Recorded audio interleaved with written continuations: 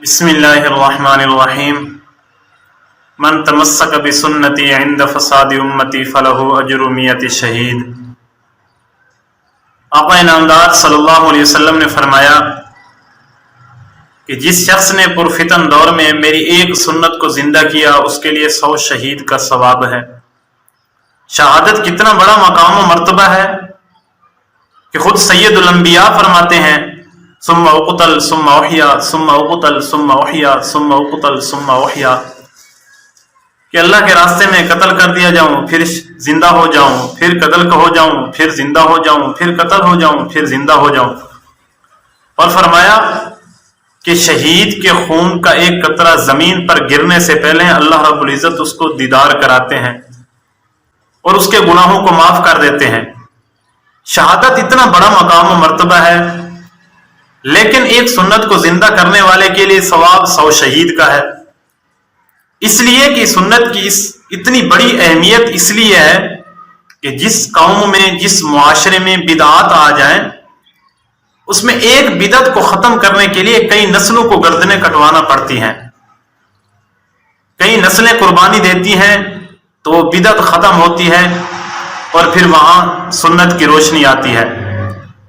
आज जिस तरह हमारे मुल्क को मुख्तलिफ किस्म के साजिशों का सामना है, और हम ये नहीं कह सकते कि अगर कोई साजिशें हैं, अगर कोई नाउज़ बिल्लाह हमारे मुल्क पर चढ़ाई करे, कोई हमला करे, हम तो सुकून से बैठे हैं, हम दरमियान में हैं, हमें क्या खतरा है। मेरे भाइयों, आखिर में क्या होगा?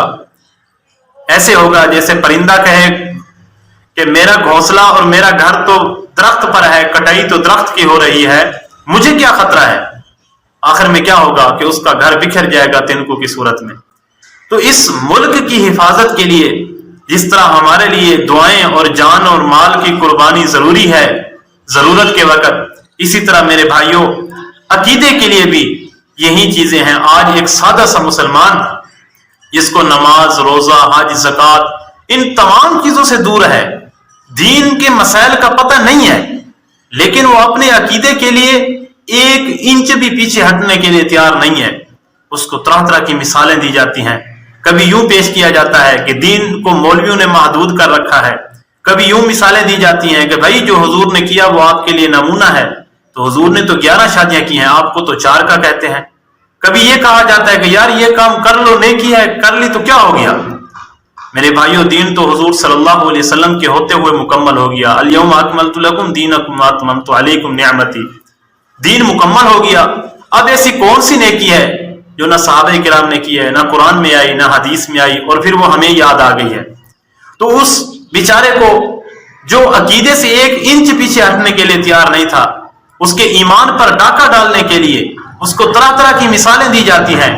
एक वक्त ऐसा आता है कि वो बेचारा शकूक व शुबहात का शिकार हो जाता है। उसको पता नहीं होता कि इसमें दीन का मसला कौन सा है, और उसको ये पता नहीं होता कि इसमें बिदात और रसूमात कौन सी है। तो मेरे भाइयों, फिर क्या होता है?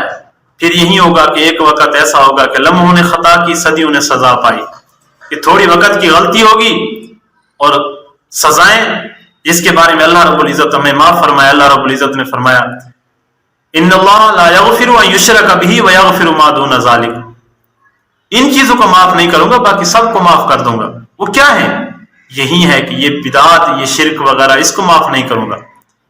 मेरे भाइयों, जो दीन का मसला समझकर किसी बिदअत को कर रहा है, यही तो शिर्क है।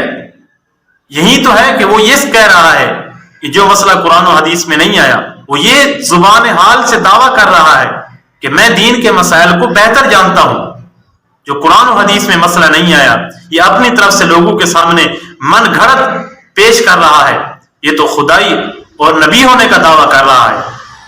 तो मेरे भाइयों, हम इंशाअल्लाह आपको ऐसे हर मसले की शरई हैसियत बयान करेंगे, और ज्यादातर इंशाअल्लाह जिस किताबों से मुताला करके अल्लाह रब्बुल इज्जत हमें अमल की तौफीक अता फरमाए और ये हमारे लिए सदका जारिया बनाए, हम इंशाअल्लाह मुजद्दिद मिल्लत हकीमुल उम्मत शाह अशरफ अली थानवी रहमतुल्लाह अलैह की किताबों से मुताला करके, शेखुल इस्लाम मुफ्ती मोहम्मद तकी उस्मानी साहब मद्दजिल्लुल आली की किताबों से, और कोई मसला होगा जिसकी शरई हैसियत बयान करेंगे, वो आपके मसाइल और उनका हल, जो मौलाना जिसके मुसन्निफ मौलाना यूसुफ लुधियानवी रहमतुल्लाह अलैह हैं, तो हम इन किताबों से मुताला करके आपको ہر مسئلے کی شرعی حیثیت بیان کریں گے.